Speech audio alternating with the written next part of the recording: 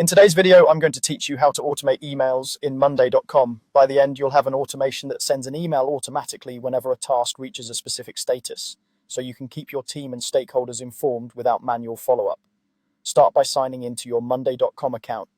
On the left sidebar, choose the board where you track the items you want to trigger emails from and click to open it. We'll build the automation on this board, so make sure it includes a status column with the value you plan to use, like done. In the top right corner, click Automate. This opens the automation center for your board. Next, click Create Automation to start building a new rule from scratch.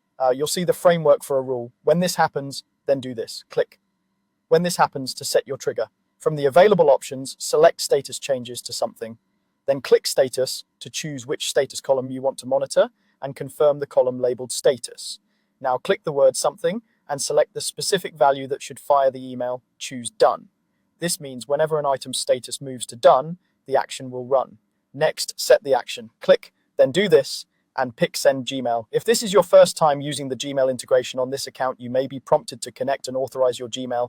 Complete that quick authorization once, and you'll return to the setup screen. Now click Email to define the message. Compose your subject and body clearly so recipients immediately understand what changed. You can personalize the email with item details by inserting fields from your board, such as the item name, owner, or due date. This makes the message both useful and actionable.